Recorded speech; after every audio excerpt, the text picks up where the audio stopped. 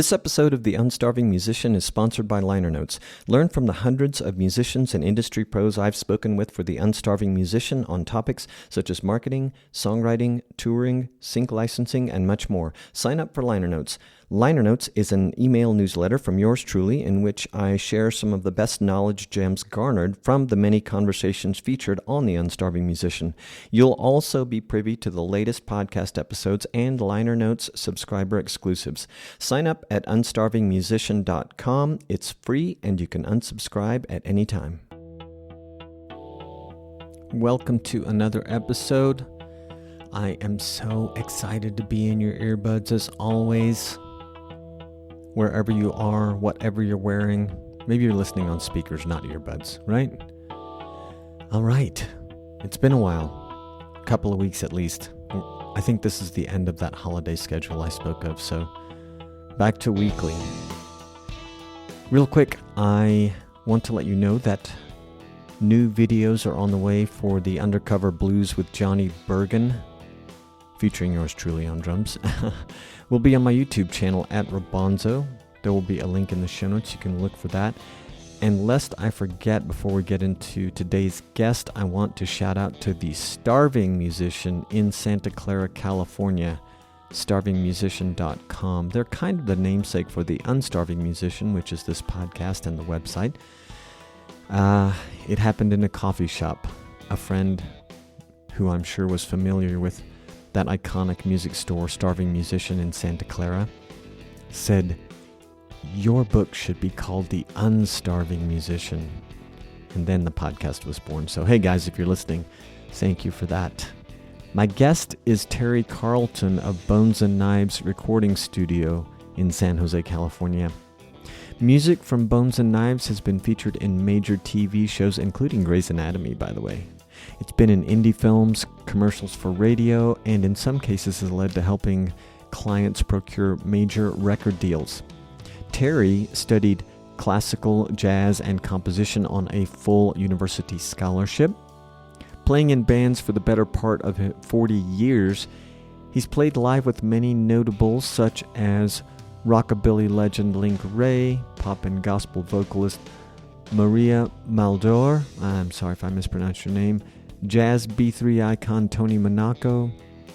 As a member of Daddy-O, he helped back the Drifters, the Coasters, the Platters, the Marvelettes, Al Wilson, and Motown pioneer Mary Wells, to name a few. He recorded drums for Giraffe, Kevin Gilbert, Robert Ferris, and British prog rock band Camel.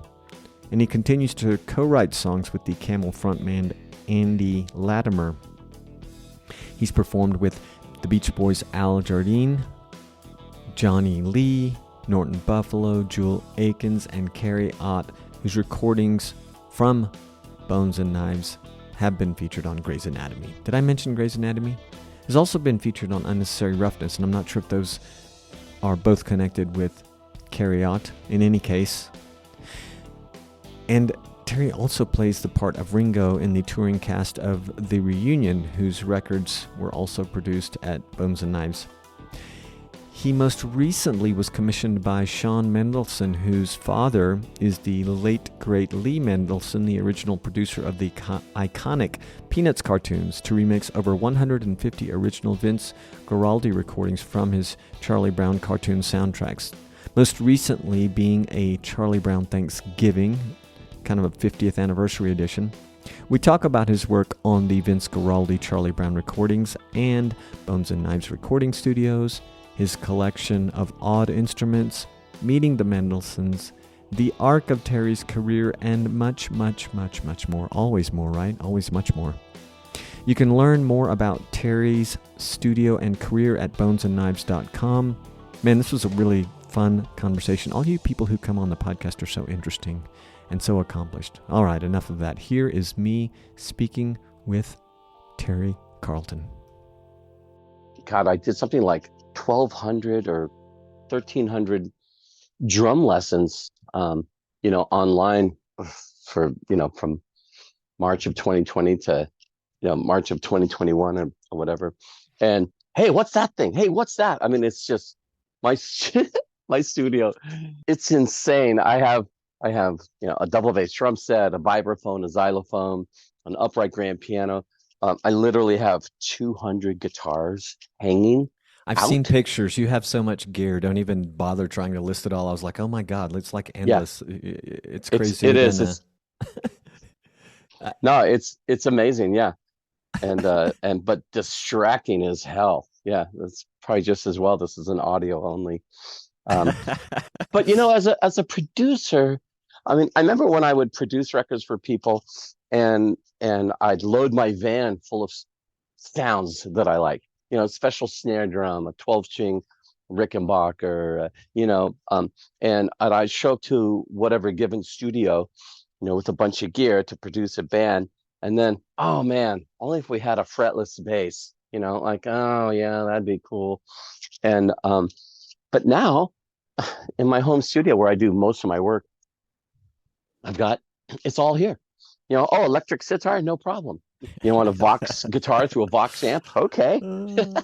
I read something that implies that if you don't have it, you wouldn't mind looking to see if you can find it, and I assume because you're such a collector.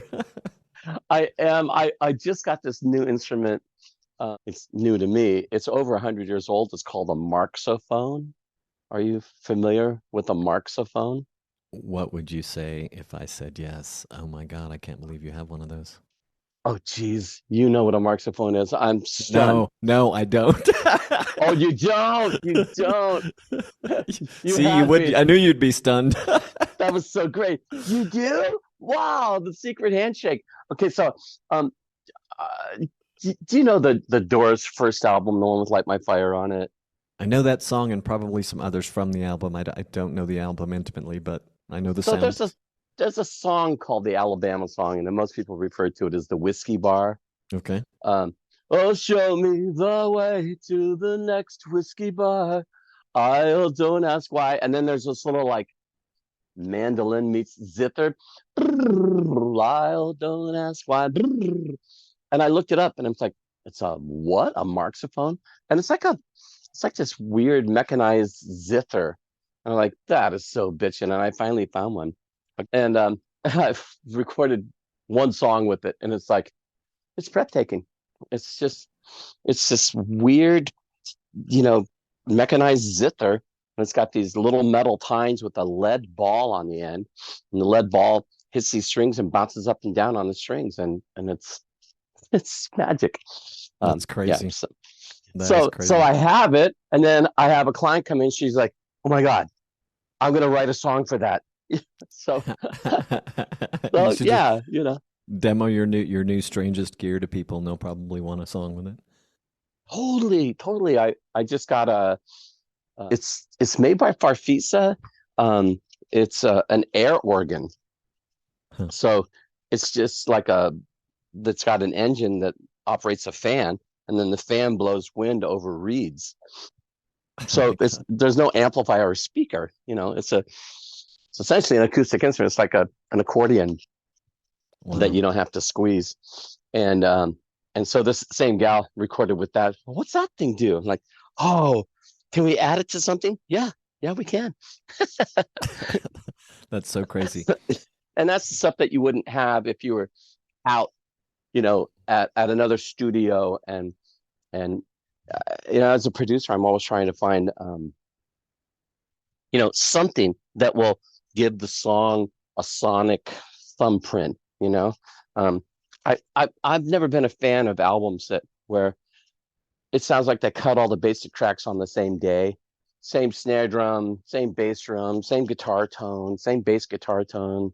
It's all cool, but what really makes it special to me is the sound effects, or like, what a wacky snare drum, or that's why I like people like Metallica, or not Metallica. Well, actually, they had that one album with that weird snare drum. I don't know why Metallica came out of my face. Radiohead, or like Fiona Apple. Yeah. Just the sonic quality of their records is so interesting. So yeah, I'm always hey, there's a cowbell I don't have, or a tambourine I don't have, or a snare drum. Oh my God. Yeah. So yeah. That's great. How did you first meet the Mendelssohns, that family? Yeah, well, it's this is kind of like one of those LA stories, but I'm not in LA and shit like this never happens to me.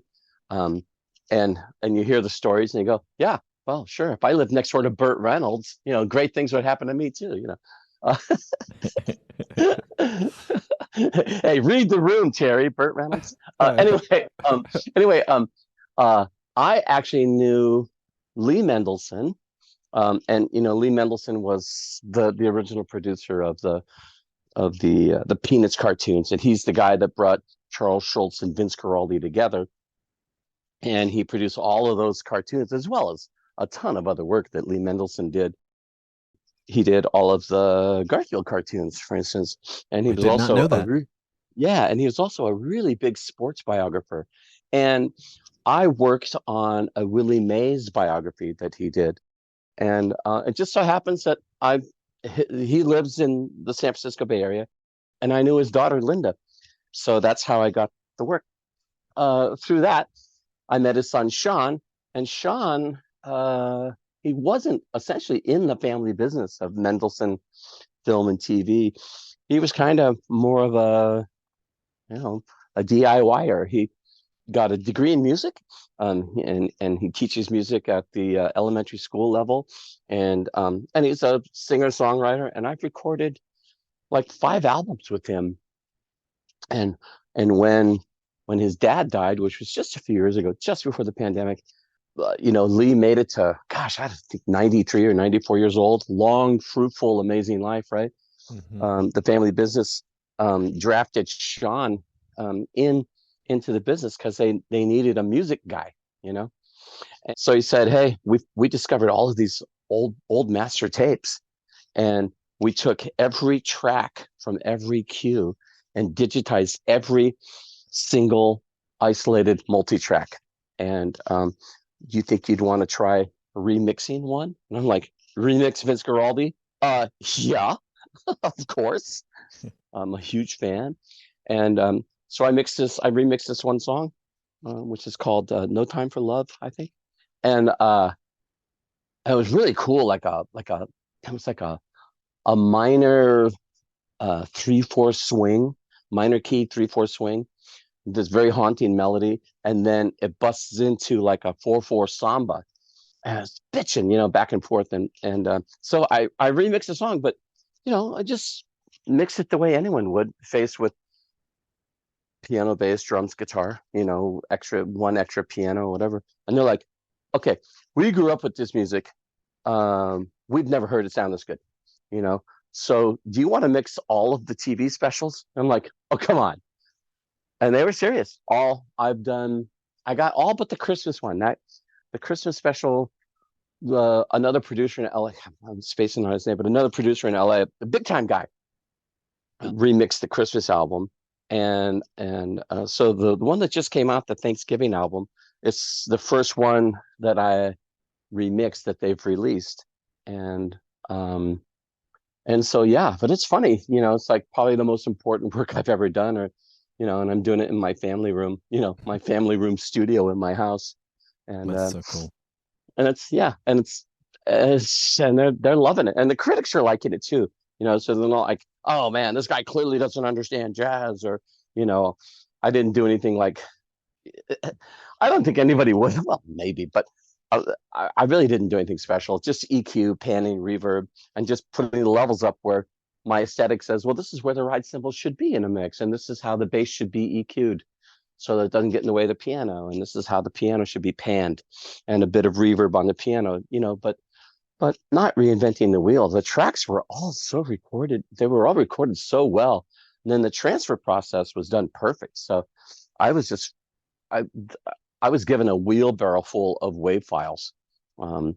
So far, I've remixed 140 different cues. Wow. I know. So the Thanksgiving special that you worked on is already released? Yeah. Cool. It's already released and out.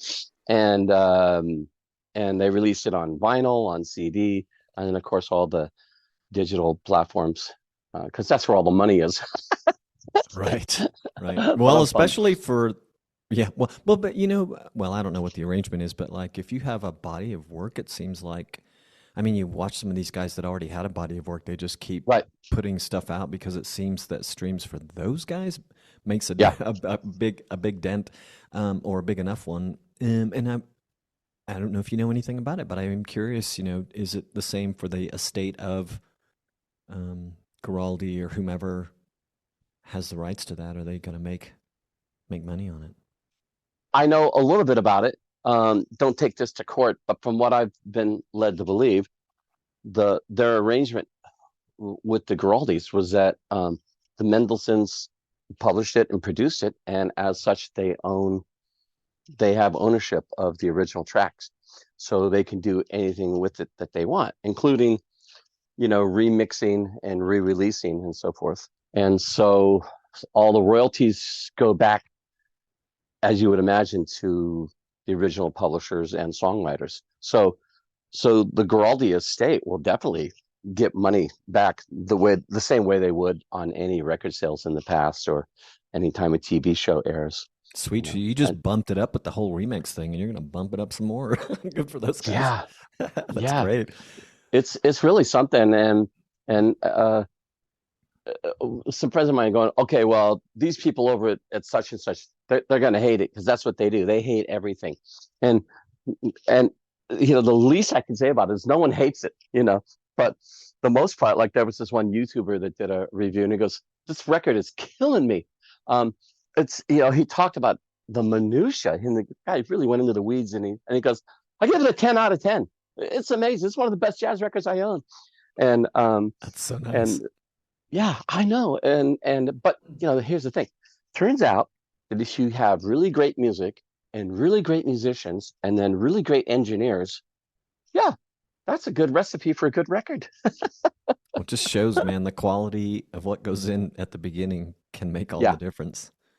Yeah, they had to go through that heating process that, with old analog tapes is called baking. I read that. I didn't know anything about it, but I was like, oh, that must be kind of a scary moment when you start that, unless maybe it's super reliable, but I'm like, that seems scary. That seems so scary to me, and I asked him, is it anything like putting a cat in a microwave? Because that's scary. Wait, explain. No, we should explain to listeners who perhaps most of whom, well, let's assume most of whom don't know what that process is for and what it entails. Can you explain it a little bit? Sure. So with analog tape, it's magnetic particles that are held onto the tape. And so if the tape sits too long, and in this case, 50 years, 50 years, the tape starts adhering to itself. And like an old reel of Scotch tape where, you're pulling on the tape and it's all gummy and you see bits of glue coming up, as you're trying to unfurl a piece of tape from a Scotch tape. And it's the same thing with magnetic tape. It gets stuck, the back of it gets stuck to the front of the next layer, and then magnetic particles start to fly, and then the tape gets totally degraded. And so you have dropouts and it's like bit smashing, and it can be horrible. And what the baking process does is they heat it at a certain temperature for a certain amount of time, and then when you put the tape on the machine and play it, it's not like sticking to itself. And I've seen that happen. It's riveting. You put your tape on, and you haven't worked on it in a couple of years, and you put the tape on, and it's getting stuck, and it's going cut, cut, cut, cut, cut, cut. Like, oh no, So it's a real thing. Anyway, so the guys that baked it knew exactly what they were doing, and so the tapes were played smoothly, and then they put everything into Pro Tools and made really super high res wave files, like 88 res wave files, and that's what I ended up getting. And I was thinking, well, when you isolate the tracks, especially the low frequencies, bass drum, left hand of the piano, you're going to start hearing artifacts, from just being analog and then being 50 years old analog. And it was never the case. There was not one single track that was degraded in any way that sounded bit smashed or any kind of like ugly artifact. It was just like it was recorded yesterday, That's amazing. I was thinking, as soon as I read that little bit, which I believe came from the interview with from the Music Soup that you did, and I'll put a link to the show notes in that for anyone who's curious about it. But I immediately started thinking of this recent resurrection of Beatles tracks for that long ass film that was done on those Let It Be sessions, and I'm Right. assuming they did the same thing. I guess so. I suppose it sort of dehumidifies the tape in a way when they bake it. Yeah. I think that's exactly what happens, and it makes it so that it doesn't get sticky. Because after a while, it starts to liquefy, and so it unliquefies it, I guess you could say. They definitely had to go through that with the Beatles tapes, and I've read interviews of Giles Martin, and he said a lot of the same things, that once they baked the tapes. And he said, well, I was quite familiar with my dad's work. Yeah, okay. You mean George Martin? And he said, and the Beatles records always sounded great to me, but I had no idea what it would be like to just solo George Harrison's electric slide guitar and have it just jump out of the speakers and rip the skin off your face, because it was so aggressive and so beautifully clear and perfectly recorded. And he said that when he was remixing all those Beatles records, as well as the Cirque du Soleil Love soundtrack, which is amazing. Mm-hmm. He said the tones were incredible. He didn't have to do anything. He did no fixing, That's so cool. That's yeah, amazing I know. too. And that's kind of how I felt, because these tapes are just about as old, the Guaraldi tapes, and they hadn't been played in 50 years. And so then to get it and then find them in such pristine condition, and then to be able to mix them, because like especially in the case of the Thanksgiving soundtrack, it was mixed in mono. It was mixed to sound good coming out of a 4-inch TV speaker, Mm-hmm, mm-hmm. And so, but the engineers that mic'd all the instruments, whatever, they had 2 mics on the piano. They double mic'd the bass guitar, a direct input and a mic'd input. They had 4 mics on the drum set, so it could have been a totally legit stereo album. They proceeded as if it was going to be a stereo album, but it only ever got mixed down to mono, and like with no bass, really, essentially, because bass doesn't sound good coming out of a 4-inch TV speaker, kind of thing, Yeah. And so all I did was like mix it probably the way the original engineers had envisioned it would be mixed. Wow. Yeah. Did I also understand correctly that when you got that first track from the Mendelssohn family to mix, Mm-hmm. they didn't tell you what it was, and you just did it? And you were like, who's this playing guitar? They did, and it's such a funny story too, because hey, sure, who doesn't like Charlie Brown and Peanuts and Linus and Lucy? But I can't say I was 100% involved with all the different specials that had come out over the years, and so I wasn't familiar with the No Time for Love special. And so when they said it's No Time for Love, I'm like, oh, okay. And when I heard the music, it wasn't anything that it sounded familiar to me in the slightest. And they didn't tell me who the players were. And so I was mixing it. And like, man, this is a cool piece of music, but this guitar playing, not the greatest, it's okay, but there's a couple of spots where, hey, well, you know what? Fuck, I'm just remixing it. They're just asking me, hey, would you remix it? With no pre-instruction. So I didn't use a lot of the guitar stuff, and the parts that I used, I mixed. You can hear it, but it wasn't a feature. It was more like a background harmony, as opposed to, and now on the lead guitar, from London, England. It was just like, oh, well, that's a nice flavor. There's guitar now, Mm-hmm. And so when I sent them the mix, them being Sean and his brother Jason Mendelssohn, I said, yeah, I'm not sure who was on guitar. I wasn't really wild about the guitar playing, so I kind of mix it a little apologetically, hope it's cool, but of course I can change it, but no, this is great. And I said, by the way, who was that guitar player? Yeah, that was Vince. it was Vince Guaraldi on guitar. I'm like, don't, When did they? Was it in that conversation when they told you that it was Guaraldi, or what the track was, or when did you find out? Yeah, no, it was after I remixed it, or mixed it, I guess you could say. It was after I mixed it and sent it to him, and I told him, well, here's what I did. I, EQ'd this and reverbed that and panned this, and I featured this and blah, blah, blah, and just told him kind of what I did with the mix. And then when I told him how I treated the guitar, I still didn't know it was Vince. I said, I'm not sure who it was. I'm sure they could get anybody they wanted. But maybe this guy was just in the studio. I don't know who it was, but you know, uh, maybe not quite up to the level of the other guys, but you know, good ideas. It was pretty good, you know. And it turns out it was Vince. We heard all the stories of the Beatles and the Stones when you know when Ringo wasn't available, Paul would play drums, you know, or whatever. And so I think this was one of those things. They didn't have a guitar player in the session, so Vince like, hey, hand me that guitar, and he had some guitar ideas, and he was good enough to throw them down. Yeah, so it was Vince Guaraldi, but yeah, he's known for his piano playing. Yeah, I thought that was pretty funny, and yeah, I guess it was maybe it was just your instinct, but I guess it's lucky that it turned out to be a delicate conversation that didn't offend anyone.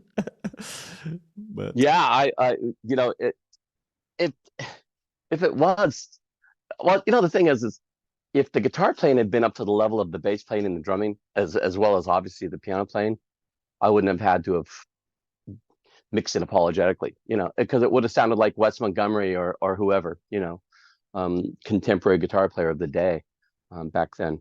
But it was Vince, and it was more like, here's my ideas for guitar, and that he would show a guitar player down the road. But it just never happened. and they did use that track in a special, you said? Mm-hmm. Wow. Mm-hmm.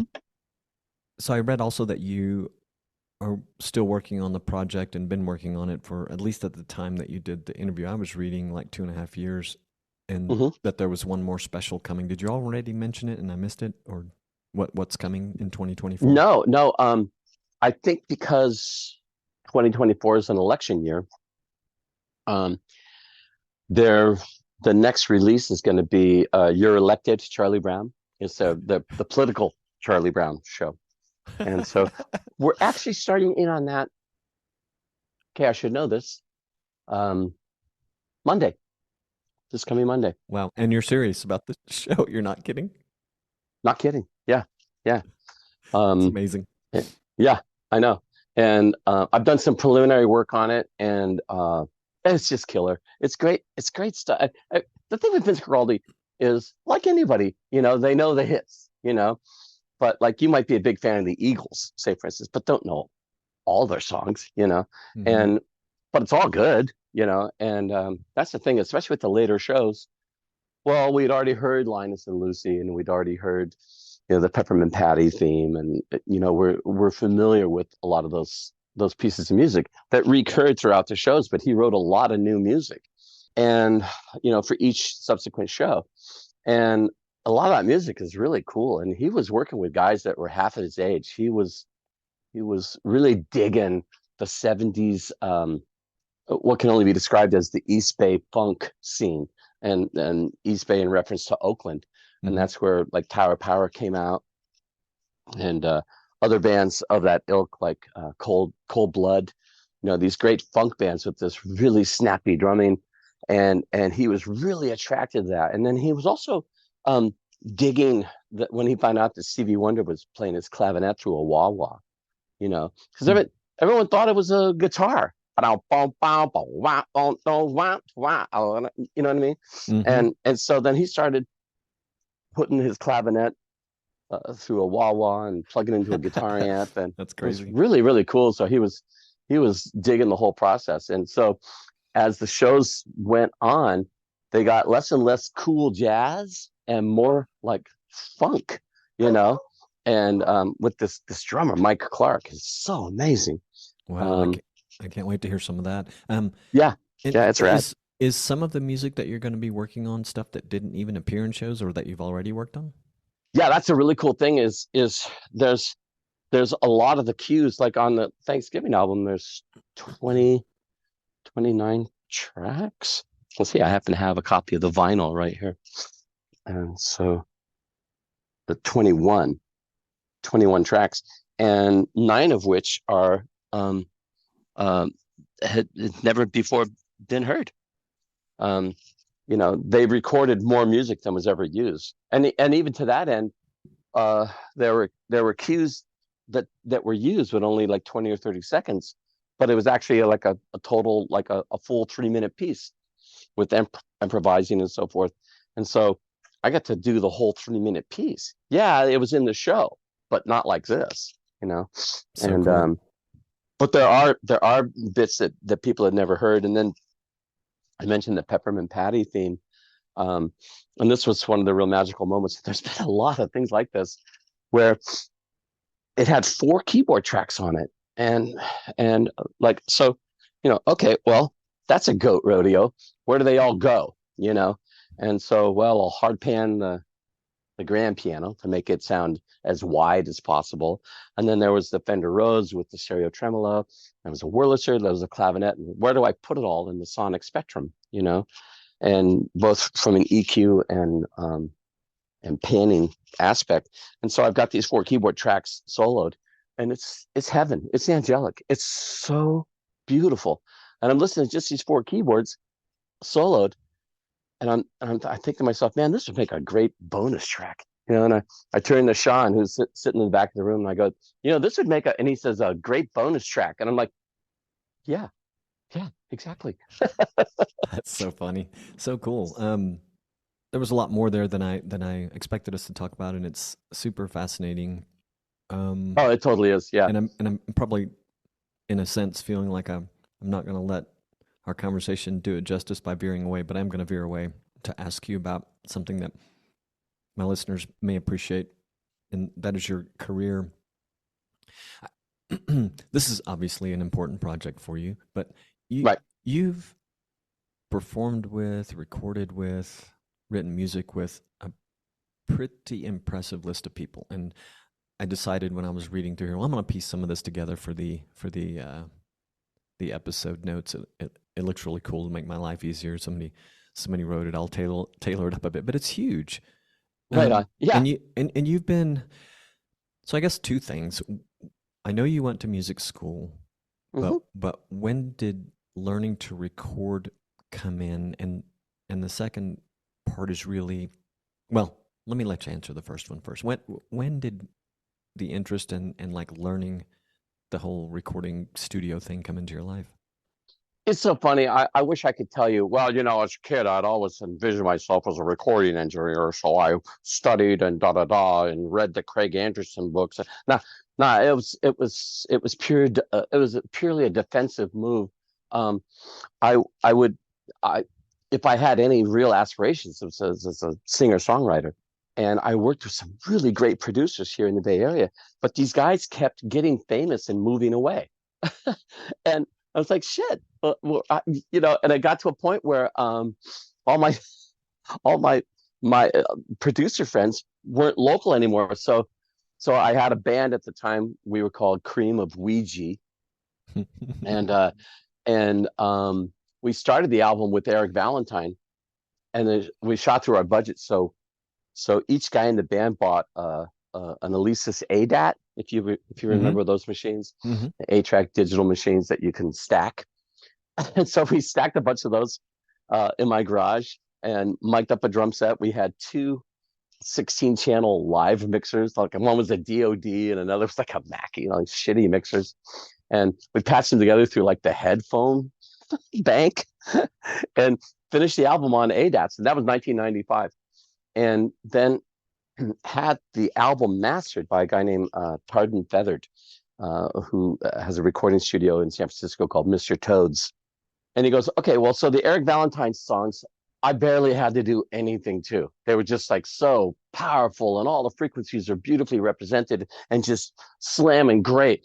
The stuff you did on your ADATs, I really had to master. I had to go in and notch out certain frequencies and boost other frequencies and do a lot of fixing, But when you listen to that album, if one were to, you'd hear the Eric Valentine tracks and you go, yeah, well, this is really great. But then the next song comes on is the one that we did on the ADATs with the 2 16-channel mixers. And it's like, this isn't bad.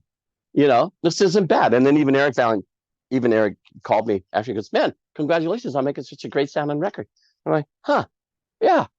So that's how it started. I started out on ADATs and just, recording on junk, and then over the years buy a better mixer, and then buy another mixer, and then buy better microphones and better mic pre's, but it was all under the auspices of trying to just demo my own music, But in the meantime, I'd play one of my songs for one of my friends, and they go, yeah, they wouldn't say anything about the song, which just killed me, but they go, this is a really great drum sound. Where'd you record?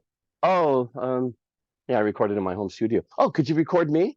Oh, yeah, I guess I could, And so now, for like the last 25 years, I have recorded on the average 120 songs a year.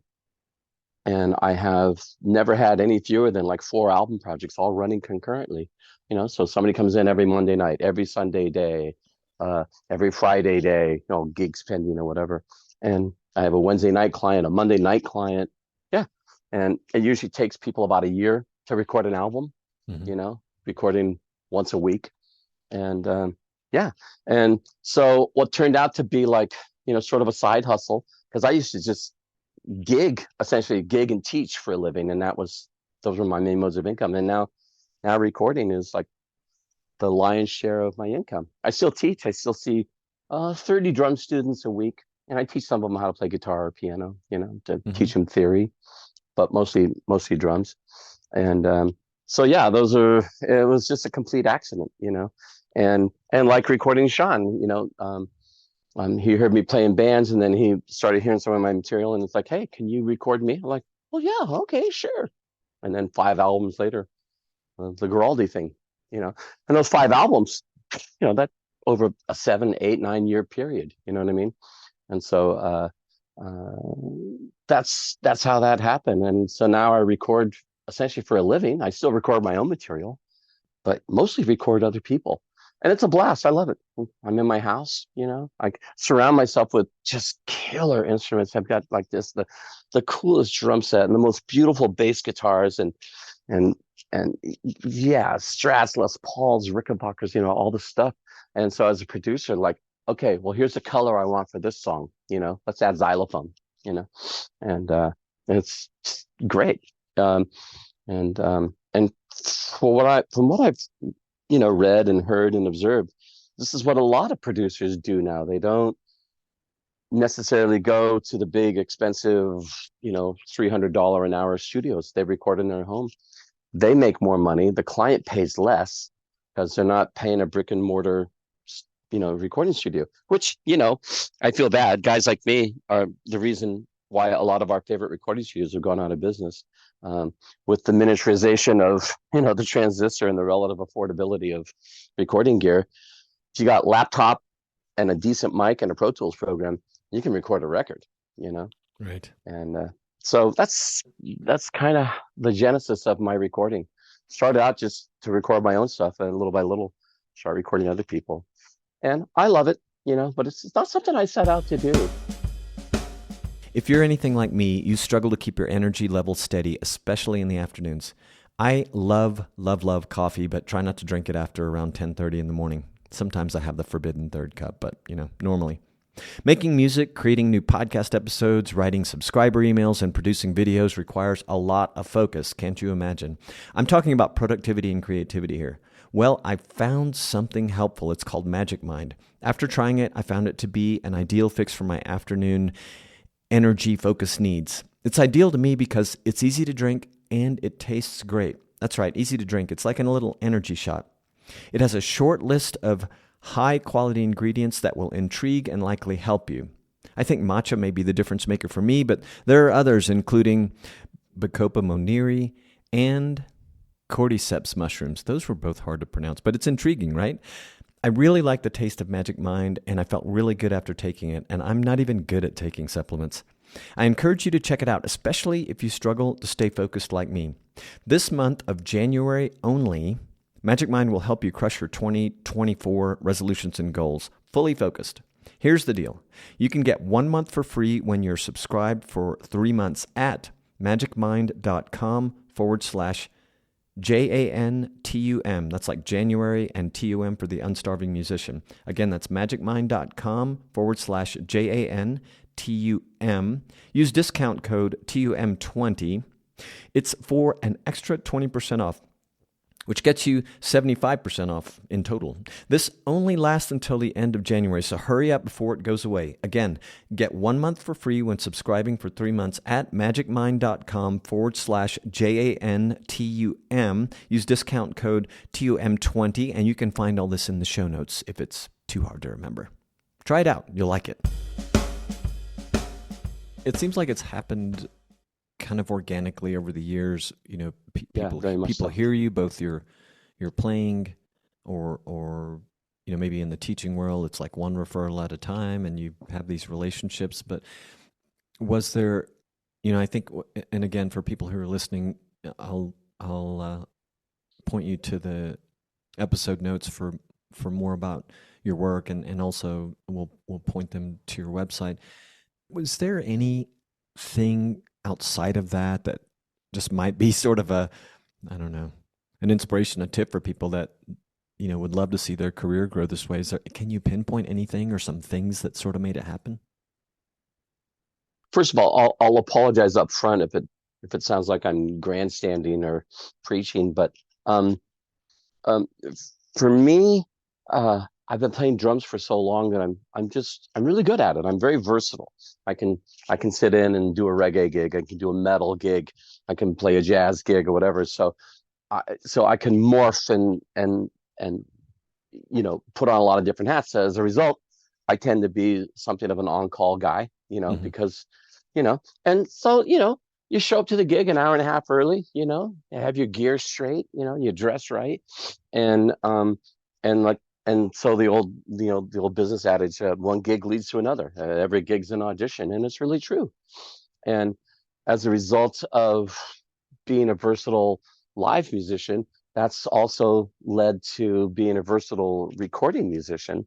And so, yeah, but I think that's really the thing. And, you know, I always was on the fence. I mean, I guess you could say, I know, I played with Ronnie Montrose for a little while, and he said, man, you got to get out of this cover band bullshit. And I'm like, Ronnie, some of us don't have gold records that we can lean on, you know, so that it's what I do for a living.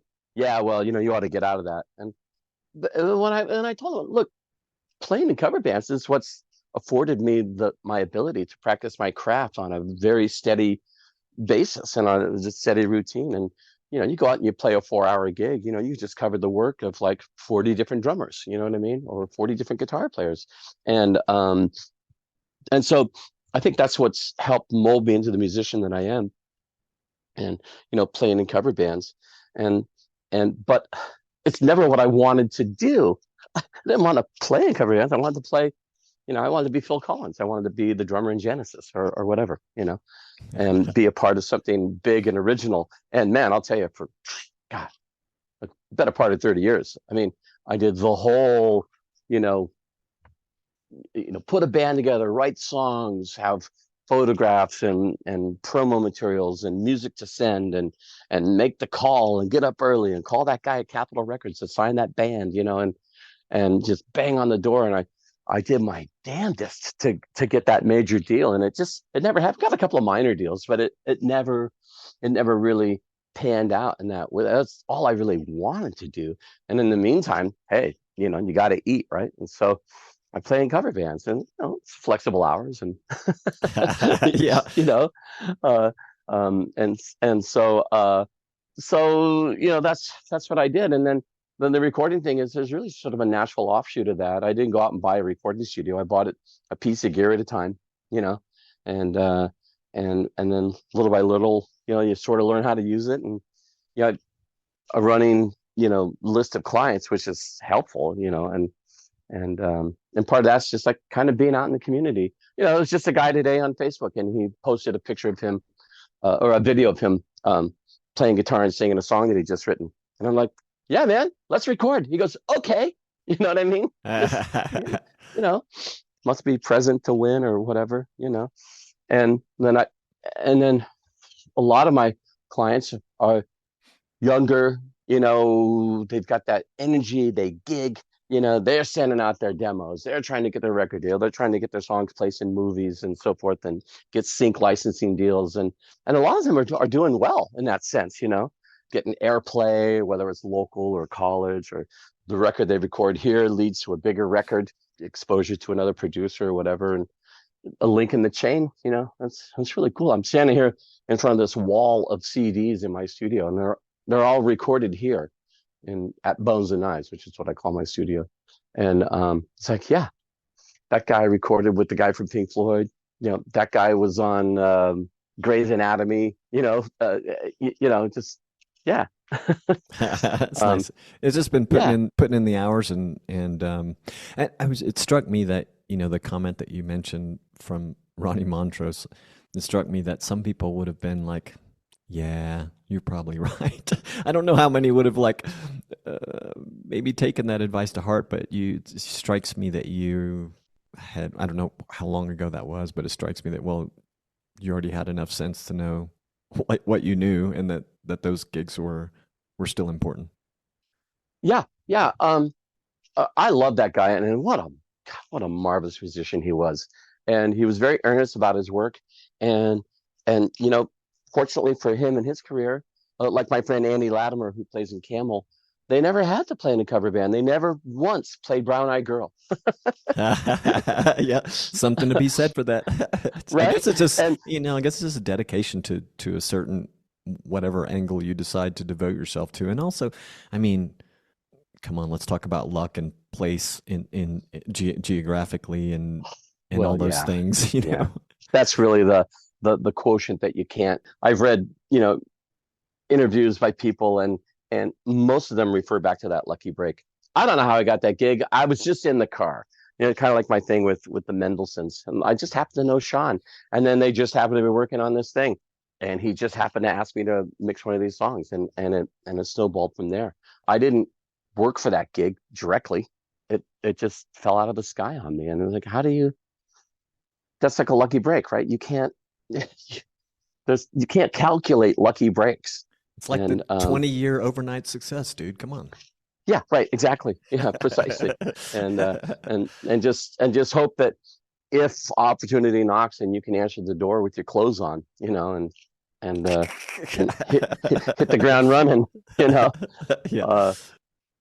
But yeah, I don't know if you're familiar with the band Camel from England. They're a progressive rock band. I was reading about your work with them, and I was like, gosh, they seem familiar. I haven't had time to go seek them out because I was just reading this morning. Right. But I did gather that you've done some work with them. You co-write with, I guess, one of the founders. But yeah, tell me. Right. Right. Well, the thing with Camel is in mid to late 70s, when the progressive rock boom was all happening with Jethro Tull and Genesis and Yes and Pink Floyd, and they were all doing all of their very critical work.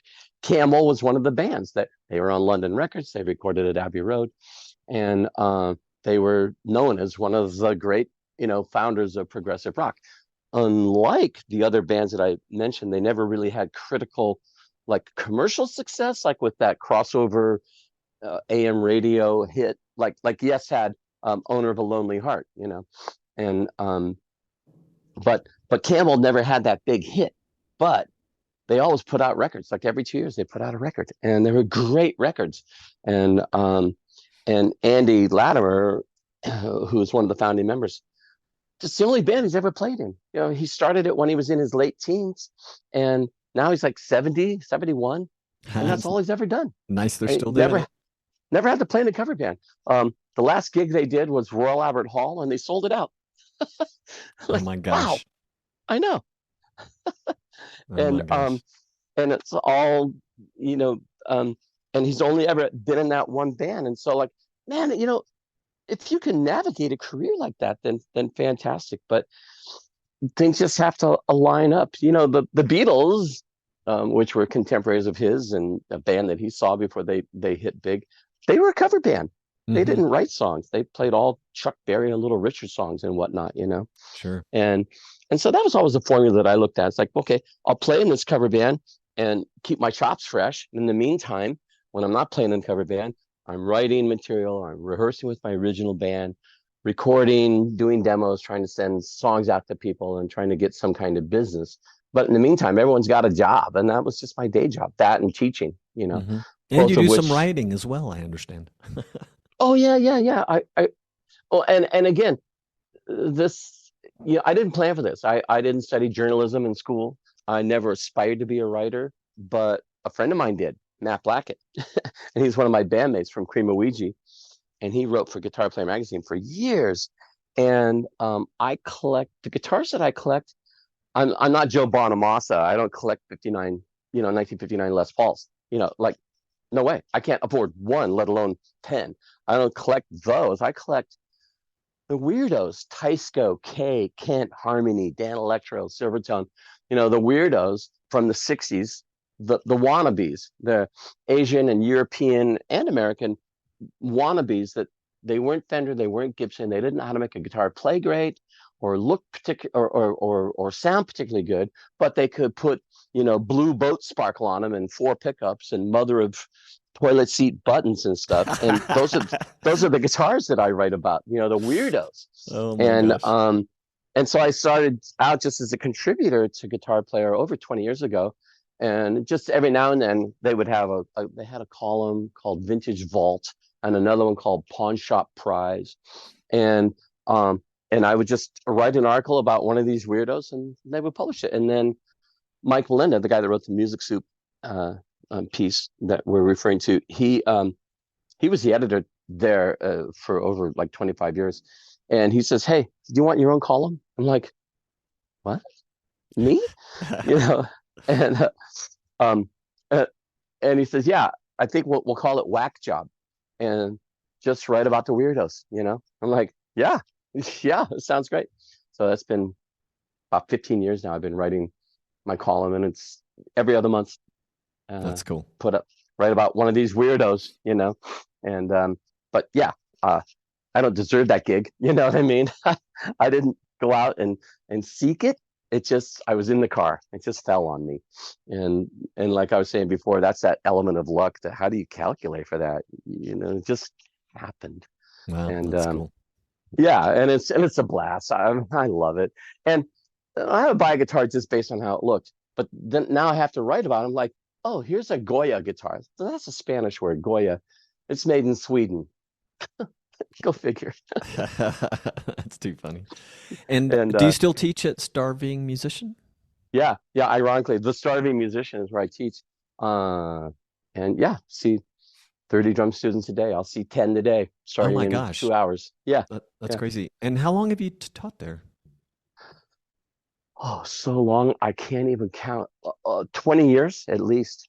You Yeah. know, I've taken so few drum lessons, but after like reading about you and like while you're acquainted with George and that I was there 17 years, I'm like, God, I wish I'd have met you and taken lessons with you. But hey, it's never too late. Next time I'm in town, maybe I'll book a session with you. That would be so rad. Yeah, yeah. And my teaching studio is really cool because I have two. They're actually vintage Ludwig Vistalite kits. So they're see through, and that's really cool because the student can look through and see where my left little finger is, or see how my right foot is sitting on the foot plate, and vice versa. I can see how they're doing without having to like get in their space. Is one of those the in a picture you sent me? No, that's a green Oh, that's right. Fibes crystallite, which is where Ludwig got the idea for Vistalite. They just stole the idea. Fibes predated Ludwig by years, making fiberglass shells, and they called them crystallite. Oh, and they're so great. They're great drums. Acrylic has a certain sound, and we can all think of John Bonham and Billy Cobham and so many other drummers that use plastic drums. And so the differences is like, well, 3-ply, 4-ply, maple, mahogany, birch, babinga. It's just quarter-inch plex. So what makes one manufacturer different than the other is their bearing edges. The part that the head sits on. And the Fibes bearing edges are just the shit. When you look at them, they just kind of look like your knuckle. They don't look particularly special, but there's just enough of it to employ the shell, so the drum rings, but just a little. It's small enough. The fall off is sharp enough to where the drum sustains. So these drums ring for days. Doom, doom, doom, doom. Or you can crank them and they'll totally sound jazzy. If you want Dave Weckl, guys that really crank their heads, and they're very versatile but just killer bearing edges. That's And cool. Well, I don't know if they'll. So, Starving Musician, back when I started the podcast, they followed me on socials. I don't know if they still do, but you'll have to mention that we spoke and see if any, I don't know who manages that stuff for them, to see if they remember. yeah, I'm not sure either, but I'll definitely mention it. Yeah, See yeah. what they say. Yeah, that son of a bitch stole our name now. Well, no, I think it's great, and I think I mentioned that I've been asked to give lectures over the years to, aspiring music students, whether it's at the high school level or the college level. It's like, well, how do you make a living at this shit? And like, well, be versatile, all the stuff that we've already gone over, and part of that's is teaching and being affiliated with your local music store really helps because I mean. I have something of a reputation around here, but not enough to keep 30 drum students, and as soon as one quits, I have another one waiting. That's because of the music store. People call the music store, hey, do you have a drum teacher? Yeah, his name is Terry. Here's the number. It's not like all of my lessons are referrals. I mean, most of them are. It's just like geographical. Like, let's find the closest music teacher to our house, and we'll go with him. Yeah, sure, especially with drums, right? Especially with drums. Yeah. So, all right. Well, let me wrap you up with some very left field questions. They're kind of fun. Cool. Intended to see what kind of human being you really are. Just kidding. But okay, never on the first date. But I did forget to ask you. This is not one of them. But what do you most enjoy playing? Well, it's funny. I most enjoy playing piano, but it's the instrument that I'm the least good at. My best instrument is drums, and I love it, but I'm kind of like as an instrument that you express yourself with, you can't play a suspended chord. Can't do that on a drum set, and so that's why I play piano, but I'm not gifted at it. It's a struggle. I practice every day, that and guitar, You probably just put a lot more hours in on the drums. I think so, but I think there's a natural ability there too. Okay. I played in my first band when I was 9, playing 4-hour cover band gigs. Like, where did this come from? I don't know. It's so weird. I didn't even take a lesson until about 10 years ago. Chad Smith from the Chili Peppers was doing a clinic at Starving Musician, and by the way, he was awesome. I've seen him at a clinic in San Jose, but it wasn't a Starving Musician, and I took my wife, and she found him very entertaining. He was there with Cindy Blackwood, I can't remember. Yeah, Cindy Blackman. Yeah, yeah, and also some drummer I'd never heard of who's big in the metal world, who did a solo in a samba, which was crazy. But anyway, finish your story. Cool. He was awesome. Well, yeah, he was awesome, and he played great, and he was a totally cool guy. No rock star attitude, no weird entourage, Hey, I'm Chad. Hey, this is a cool music store. Yeah, right on. It was really nice, friendly, affable guy. And he played his ass off. And in the question and answer period, people are asking all the typical, what sticks you use? Who are your favorite drummers? All that shit. And then, what do you practice? Oh, well, I practice this, that, and the next thing. It was all stuff you would expect. He says, oh, and I love the Brazilian shit. And he lays down this 4-limb, Afro-Brazilian, with the feet playing the samba pattern, and just badass. And it was like, I knew exactly what he was doing. I couldn't do that. Son of a bitch. It takes a guy from, an otherwise sort of a bonehead band, Chili Peppers. They're not exactly progressive rock, a hard rock rap band, and it turns out, with all respect to him and that band, he, I think, sort of underplays. They don't feature him in all the stuff that he can do. And nor should they. It wouldn't necessarily be appropriate for their sound. But it turns out this guy is a jazz bow. He loves Latin, and so I went and took my first drum lesson because of that clinic, and that was like 10, 12 years ago. And yeah, I studied with this guy in Redwood City named Mike Corrado. I've heard of him. It was weird, man. He taught me this beat. I told him the story. He goes, yeah, sure, that's nothing. And he's a phenomenal drummer. But he shows me this beat, and the way he showed it to me was he's standing next to, he had 2 drum sets. He never played it for me, and he didn't write it down. He just stood next to me with a pair of clavies and says, okay, now do this rhythm on the toms. Oh, okay. Okay, now do this rhythm with the feet. Oh, okay. Now do this rhythm with your right hand. Uh-huh. And now do this rhythm with your left hand. And so as each layer is being added, he plays the next layer on the claves. Oh And man, you that's know, so funny. and it was like that scene from the movie Beetlejuice, where they're all at the dinner table and they're all haunted, and all of a sudden they start singing the Harry Belafonte song, and their arms all start moving, Deo, mi se Deo, and they're like all of a sudden, hey, I'm dancing, I'm singing, and it was like that. It was like hypnosis. It was like, what kind of Svengali are you? It was incredible. Um, and so that was my introduction to playing actual legit Brazilian samba stuff, and all because of Chad Smith. But that was my first drum lesson. So but point of the story, I was pretty much self-taught and had done well up to that point, and it was just a gift. I know how lofty that sounds, but it just happened. But whatever gifts I was given as a drummer, um, all of those credits were taken away from me on guitar and piano. I am like, I have that T-shirt. You've probably seen it. World's okayest guitar player. I need that shirt. It's so funny, man. Yeah. So yeah. But so I enjoy playing the drums, to answer your question, because I'm good at it and it doesn't take a lot of effort. But in terms of creating, yeah, piano. Yeah. Nice. Very nice. Yeah. Okay, here's your bonus questions then. Okay. And whatever, if nothing comes to mind, don't worry about it. If they don't go anywhere, don't worry about it. All right. First one is, when was the last time you did something you've never done before? Wow, I love it. Wow, I love it. Well, I was gonna say painted my toenails, but I used to do that when I was a kid. Something I've never done.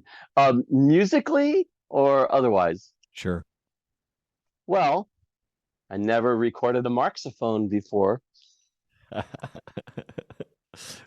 I'm telling you, it's such a wacky instrument. If you guys look it up, it's just this ridiculous old.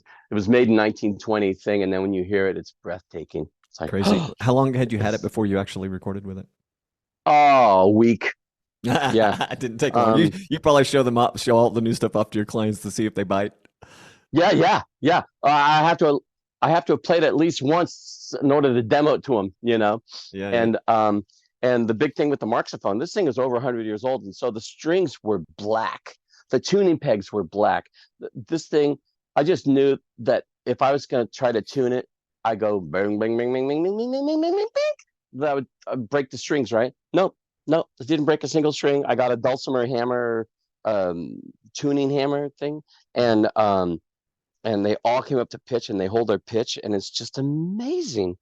And put a Neumann microphone on it, and it's brilliant. Nice. All right, So here's another one for you. That wasn't very exciting. I apologize. No. I like it. I like this question for you too. This next one. When should one give up? Never. Pablo Casal's, the great cellist. He had turned 90 recently, and someone asked him, why does he still practice? And he goes, because I'm starting to see some improvement. And I was like, yeah, fucking right on. I will die of a heart attack while playing the drums, and never give up. Now, give up on what? Give up on playing, give up on trying to get your band signed, give up on trying to be a pop star, give up, like have reasonable expectations, I guess, do something or aspire to something that seems reasonable or doable, do the research, yada, yada. But, give up. No. People ask me if I'm going to retire, because I'm in my mid 60s, and like, retire from what? Are you kidding? Most people retire and then take up the guitar, like. Yeah. You're living the dream, man. I really am. And I've been blessed with good health and good ears. I somehow my ears still work, whenever I have an album mastered, and I do about 10 albums a year, my mastering engineer, the same guy that did the Guaraldi mastering, Vincent Hudson, like any mastering engineer, they see a topographical rendering of how your mixes look. They can see what frequencies are being represented and they can see, like, so guys my age, they start losing high end, so they start having way too much high end in their mixes because they don't hear those frequencies well anymore. And so every album I do, how do my ears look? And he goes, yeah, man, it's clean across the board. I'm not seeing any bumps, and I'm not seeing any chasms. All frequencies are being, well represented. And Wow. yeah, I know, it's amazing. So The best as long hearing as I test. can hear, I'll keep recording. Yeah, the best hearing test. I had my hearing checked recently. Just, I have health insurance because of Social Security. Like, okay, well, let's see what that's like. And so I went and had my hearing checked, and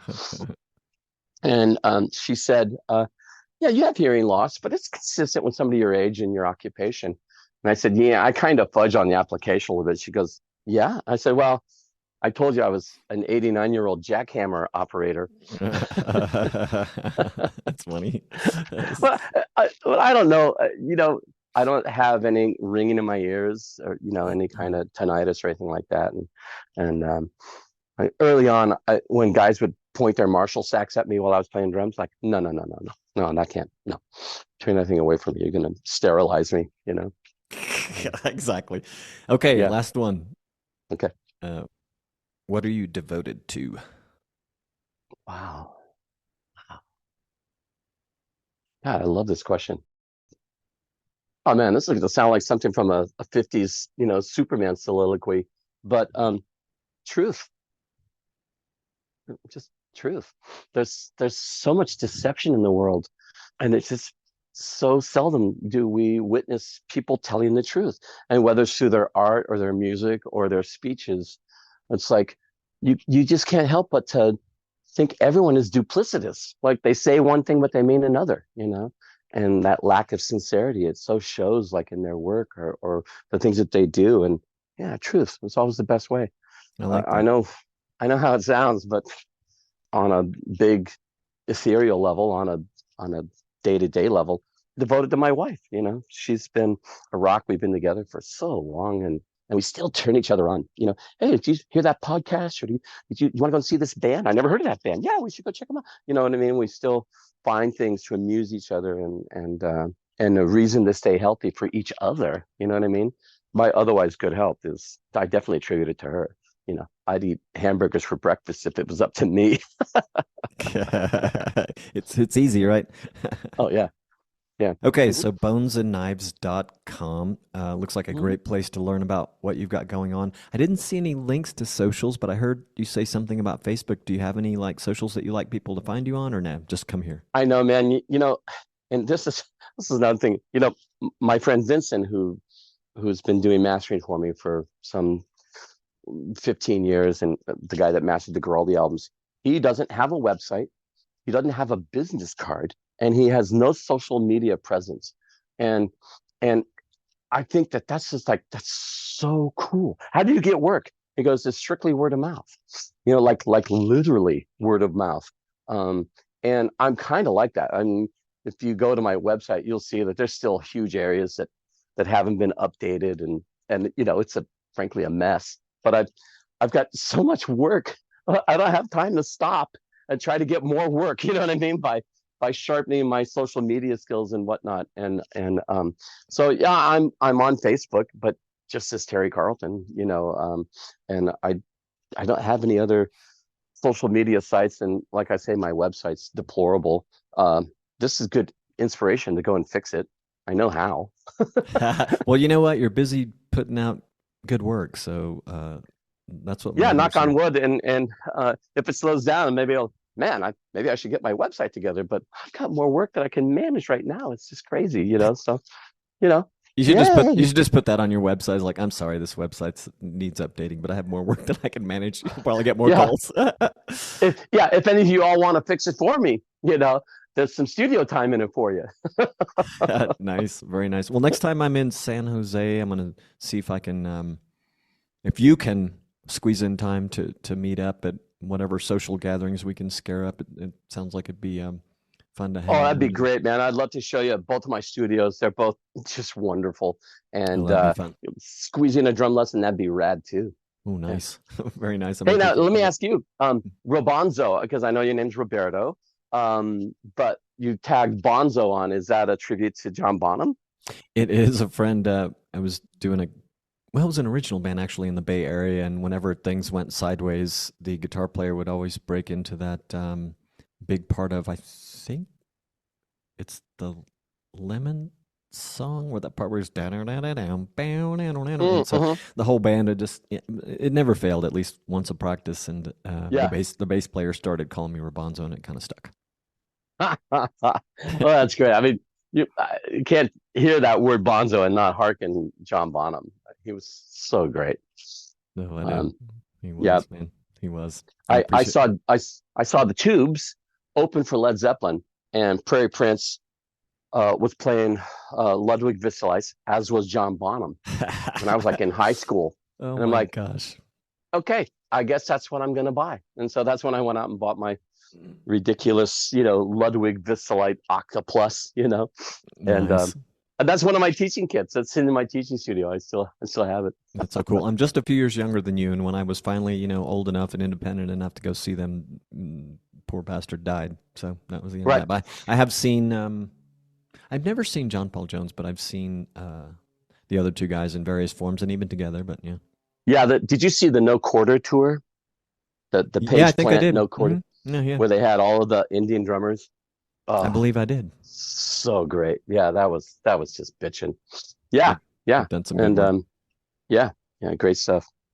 Terry, pleasure talking with you. I'm glad George, he sends me like really cool people to talk to, and sometimes it's a hard sell for me because they have like literally unless George wants to sit down and tell me their story, I don't know anything about them, even though I know they've done good work, and it's tough to start a conversation. But the project you're working on and the stuff that you do have on your website and the interview that you recently did was very helpful. And I was sitting here thinking as we were talking, like, oh man, you should be doing, interviews like this like crazy over just that one project. But you have a really rich background yourself, and we hardly dug into it, but I'll be sure to put some of that in the show notes and hopefully lead them back to your website so you can get calls for people that you can't fit in. Yeah, well, thanks. Thanks. That's hilarious. I'd love to work with you. No time.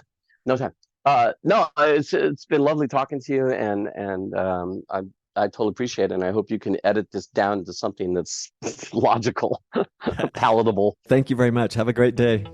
Thank you, man. Have a good one. Bye-bye. Cheers. This episode was powered by Podcast Startup. If you feel you need a little help with that podcast you're contemplating, Podcast Startup may be just the thing for you. Podcast Startup is a program designed for new podcasters. Did you know that most podcasts don't make it past their first few episodes? That's right. They start, they stall, and then they die.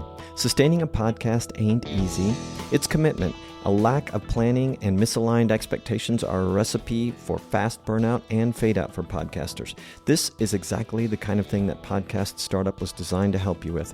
If you're intrigued, if you want to start a podcast the right way, go to unstarvingmusician.com/podcast startup to learn more and to receive free podcast startup tips from yours truly.